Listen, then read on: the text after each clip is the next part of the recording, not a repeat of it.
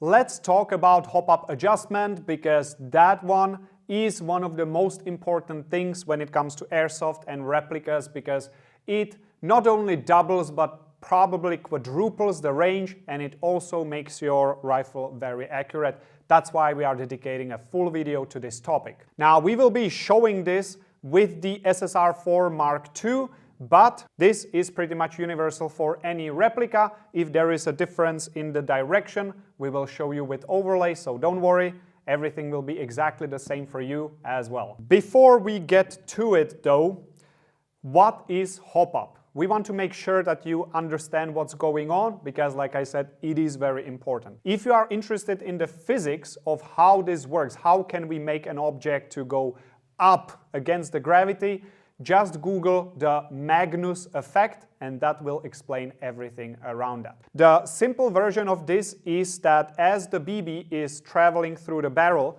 there is actually a silicone or a rubber nut that pushes on it, and it will give it a backspin. So the BB is spinning backwards as it's flying towards its target. And thanks to this Magnus effect, what it does is it doesn't just drop down, it actually flies a little bit up and then it starts dropping, and that very much increases the range, and that's why this is important. Now, you might be wondering that I don't have a scope. How am I adjusting hop-up without any red dot or any sighting solution? This is actually a preferable way to first adjust the hop-up when you get the rifle. If I would have a scope on it right now, it could happen that the scope is just not adjusted properly, and I would be adjusting the hop-up to the settings of the scope. That's not what we want. We want to make this shoot as far and as accurate as we possibly can without any limitation from scope and so on. If you are an experienced player and you know what you're doing, go ahead, put a scope on and adjust it afterwards. But if you've never done this before, just take the scope off or just don't put it there in the first place and adjust the hop-up first. Now, I am in the studio. I'm not gonna be shooting here, I don't have the range, but we made overlays in which we show you all the three different versions. That is, when the BB is completely dropping down, then when the BB is just going all the way to the sky and you cannot see it even, and then the perfect adjustment that is literally straight, slightly up and down. The exact settings is your personal preference. But what I can tell you from experience is that don't go for a lot of increase, like a lot of up and then down to maximize the range. Yes, it will give you a little bit more range, but what will happen in the field is that when somebody's prone on or behind a barricade, you will actually not be able to hit him because the BB will constantly live above his head, and if you aim too low, you will actually hit the ground first. So you have a choice of between hitting the ground or going above the target. That's not what you want. So be moderate, don't go overboard, just nice trajectory. Enough talking, that's been enough. Let's get to the adjustment. Now, on the SSR9 Mark II specifically, you will pull back the charging handle and that will reveal the hop-up adjustment window.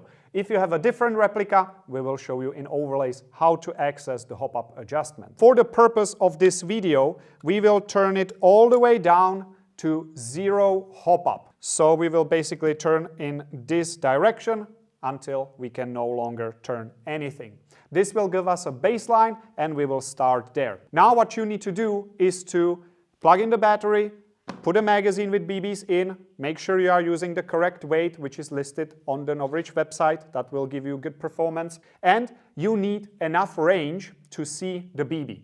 The best background for this is dark background because the BBs are white and that will allow you to see it. So choose some dark background, maybe deep in the forest there is like a really dim spot. That's the best way to aim for. Here I'm in the studio, I will not be shooting, but let's get through it with some editing magic. And to have it complete, don't forget your safety glasses because we are shooting, so we will not omit safety because that one is also important. All right, we have the hop-up all the way down, we have BBs in the magazine plugged in, we have safe range. We know that there is nobody there, we can start shooting. Now, if we start shooting, you will see something like this. The BBs are just going down, there is no usable range, nothing. That's not what we want. So let's go back to our Hopup and we will turn it all the way up. This is just for you to know what happens in the other less than ideal scenario. We are doing this only for the purpose of this video to show you. You please don't do it, because if you put way too much pressure on the BB, it can happen that the BB will get stuck and it will not go through, and that could potentially cause issues. So only for your information. Now it's all the way up, and if we shoot, we will see something like this. The BB just goes all the way up and it's not usable. It will just always fly to the sky. Also not what you want. So the correct settings is somewhere in the middle. I cannot tell you exactly what number or what position of the wheel is the correct one. You will have to try anything in between these two ranges. So just go somewhere in the middle and try it. Let's assume we tried it a couple of times. After you are done with the adjustment, you should see something like this. You are shooting, the BB lifts slightly up and then it falls. Something like this, what you see in the overlay, is the perfect trajectory you should strive for. Remember what I said at the beginning?